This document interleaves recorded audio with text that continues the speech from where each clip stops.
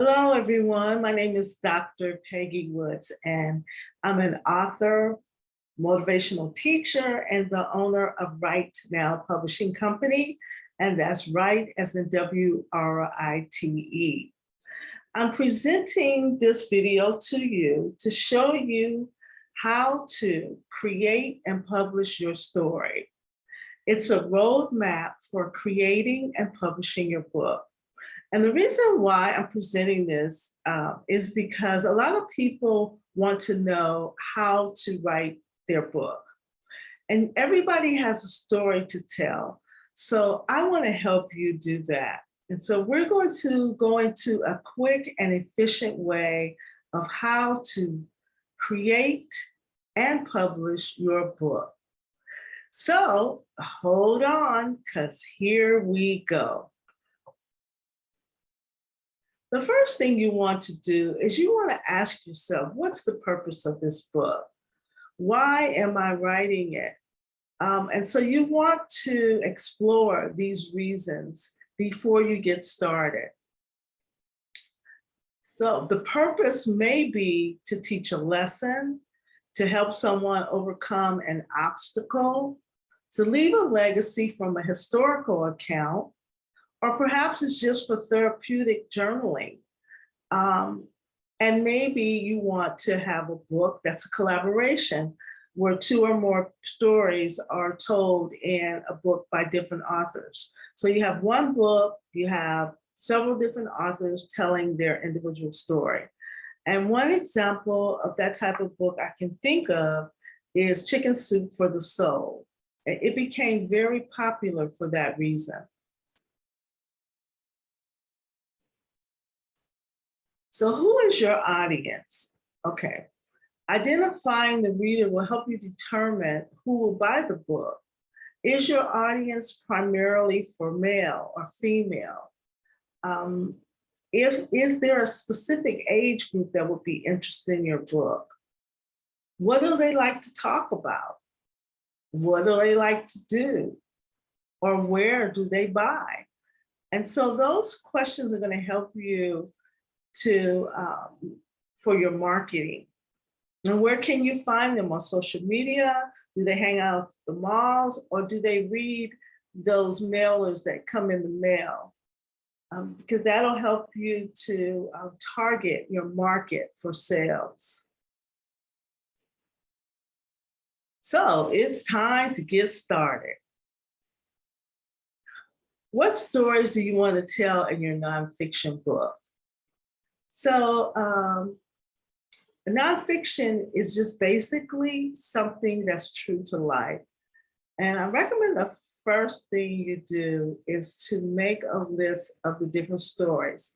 So you thought about your book, you thought about what you want to talk about, you know, your purpose, and now you want to just write down the stories. So you want to make a list of the stories you want to tell, and you want to name them. For example, it could be the day I climbed my first tree. And so you start to tell the story about the day you've climbed your first tree. Or it could be, I remember when mom took me to buy my debutante dress or wedding dress. So you want to tell that story, and you want to really list it, and you want to list it one story at a time. And so you want to continue to listen until you have about 10 stories or chapters. Bullet point each one as if they were a chapter in your book. And don't forget to include every story that you want to put in your book. So we're just at this point bullet pointing stories to tell. So let's get to the story. Now, you may choose to write, type, or speak your story. And so some people are better at speaking than writing. You can speak your story to a transcription machine, or you can speak it on Google and have it transcribed, or you can even just take your cell phone and open up your text messages or texting mechanism and just text it just talk and text. And then you could, email it to your email and copy and paste it into Word. But if you choose to transcribe your story, make sure you correct the mistakes as you go along. Now, for me, I prefer to write. So I write my story out and then correct it later. But this is the key, and I can't stress this more. I can't stress this enough. I'll put it like this. To write one story at a time and stay focused on that one story. That's important. The reason why it's important is because you don't want to mix up a lot of different stories. You don't want to go from one end of the spectrum to the other end and then come back. You want to just tell one story at a time. It'll help you stay organized, it'll help you stay focused, and in the long run, it'll help the editor write out your story. So basically, it'll save you money with the editor because it'll be clearly one story at a time. And so you start with the most memorable story. This is my recommendation because that's clear in your head. You're anxious and excited to talk about it, and it's going to come out the best. So whatever's in your mind at the time, just write that story, and don't worry about where it's going to fit in the book, because we'll get to that later. Stay focused. Again, if another story comes to mind while you're writing that one story, just take a piece of paper and just put the title of that story on a piece of paper and then go back to the story you're writing. And so don't talk about anything that doesn't relate to that one story. You're only gonna talk about whatever relates to that story. Again, if you get an idea, just write it on a separate piece of paper. And always keep in mind, what's the point of the story? How does it relate to your overall theme, to your purpose? Include all relatable research, tables, affirmations, etc. in the story, and cite your sources and copy and paste your source references. So let me explain that. If you have a table or a quote or some type of research that you're going to include in your story, what you want to do is you want to look on the internet, find the information, and copy and paste the internet URL onto the story in parentheses, or the research search or the resource, because then you will be able to go back and cite that source. And so basically all I do is I write the information and copy and paste the URL onto my story in parentheses. And that's important too, because if you don't cite your story, your sources, then that's called plagiarism. If you use other people's information and you don't say it came from them, it's plagiarism, and you don't want to plagiarize your work. Next, let's set the scene for your story. We're going to set the scene. So you describe this picture. This is just a little exercise that's going to help you set the scene. And you're going to begin with, it was a rainy day. And I want you to write out, it was a rainy day, and then tell me everything you see, hear, feel, and smell when you look at this picture. What senses come to mind? And then there's the next one. It's describe the next picture. You're going to begin with, I was walking. Tell me what you see, feel, hear, and smell. And that's very important to set the scene so that the person can visualize what you're saying. So let me give you my version of this scene, the rainy day scene. We'll start with that one. So this is my version. It was a rainy day and the sky was marine blue. I could see and hear the raindrops hitting my windshield as I drove towards the field of blurred trees. So I rolled down my window to feel the air and smell the fresh rain. Number 2, this picture reminds me of a song. I was walking through the park one day on the merry, merry month of May. So I will begin. I was walking through the park one day. The clouds sank beneath the blue sky, covering the autumn-covered leaves on wintry trees. The fainted leaves were red, yellow, and green.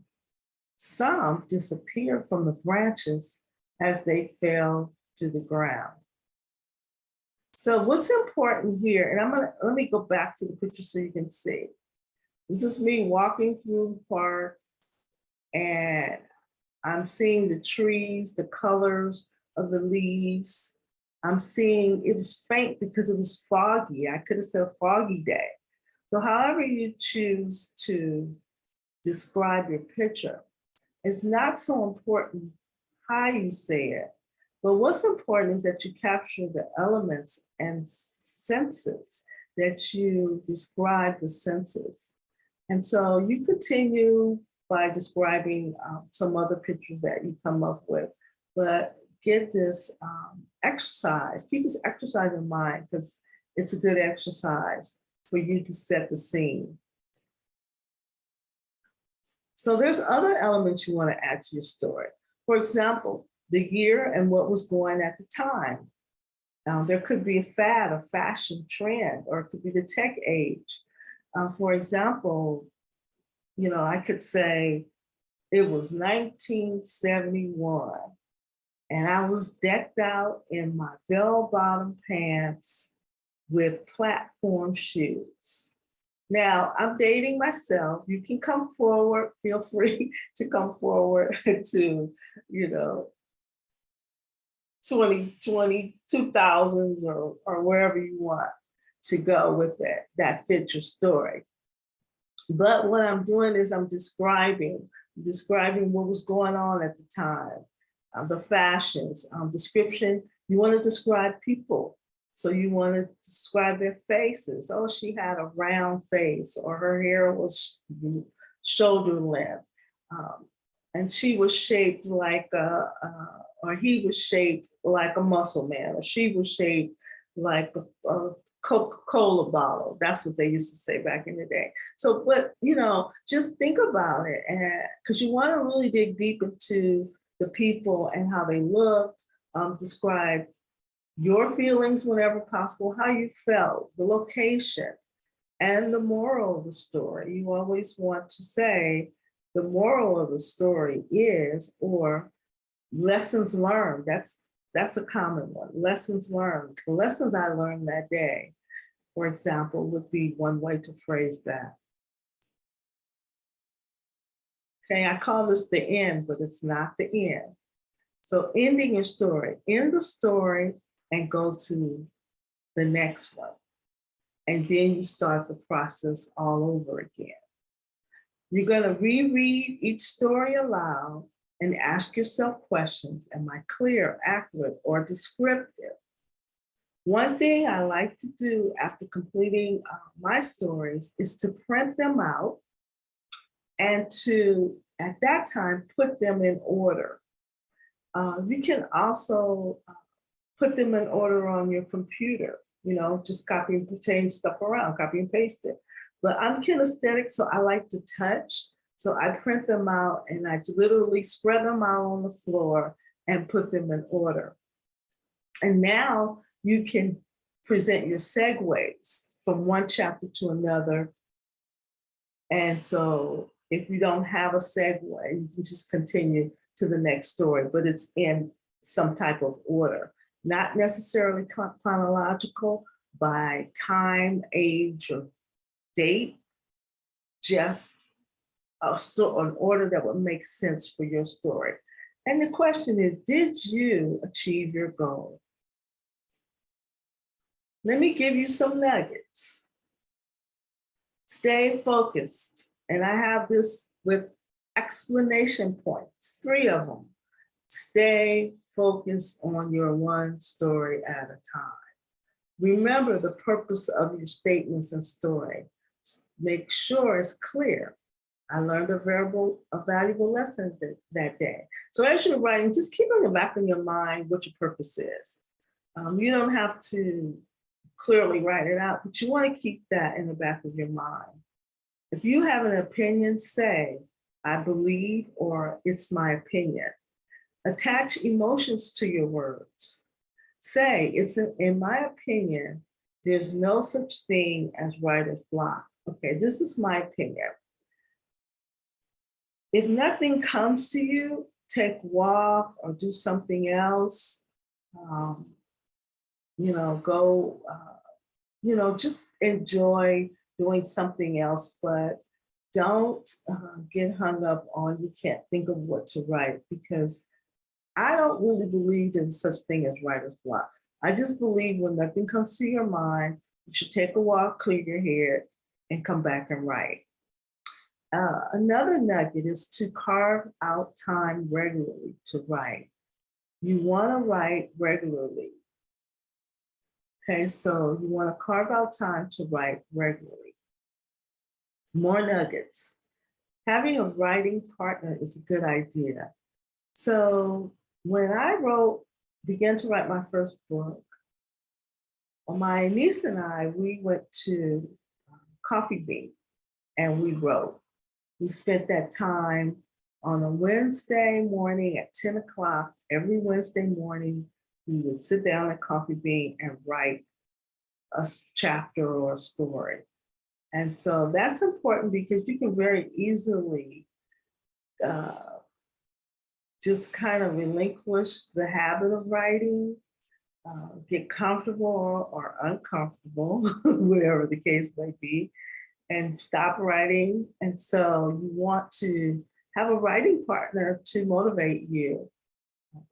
If you, again, the nugget is if you speak better than you write, use audio and transcribe. Also, read your story aloud. You catch more mistakes that way. Use Grammarly software and always hire an editor. Even professionals use editors.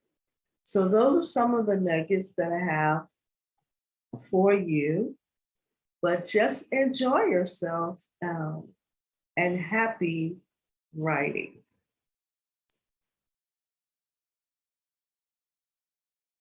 Now let's go to the publishing piece, a roadmap for publishing your book. And I want to clear up, some misunderstandings about publishing.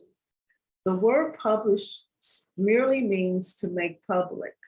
And you can publish an article, you can publish a website, a podcast, a blog, or even a YouTube video. But in this case, you will publish a book.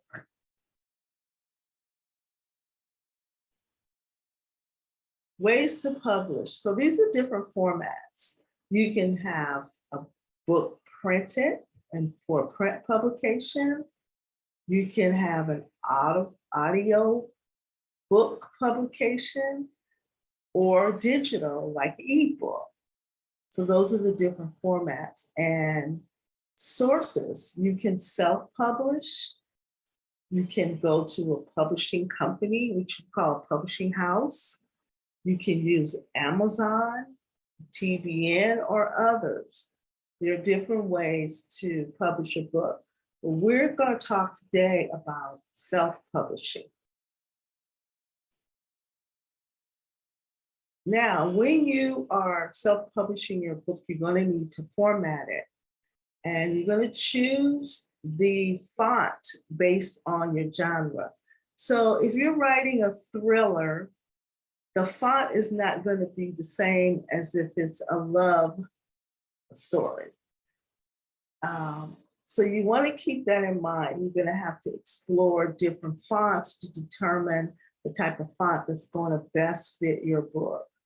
And choose a book cover based on the genre and audience. For example, you wouldn't have a pink and lavender book cover if you were targeting men. So you want to look at the book based on the audience and the genre, the cover based on the audience and genre. Graphics are nice, but the person who formats and prints your book may charge extra because they tend to move around the page. Just keep that in mind. Place a short bio and your contact information in the book. And most people place their bios at the end of the book for marketing purposes. And see, on your bio, you'll have your name, your picture, your email, and your contact information. So self-publish your book. Have a professional editor edit your book, format your book, and you want to format it. The reason why I talk about formatting is because a lot of times we will type our book in Microsoft Word, but if you use the Justify, if you write Justify your book or your writing or typing, the spacing will be different. You know, it may be closer together in some areas, it may be further apart in some areas because of the way Microsoft Word works. And this program as well works that way. If you start to get to the bottom of the page, it'll crunch the words together. So formatting your book is important too.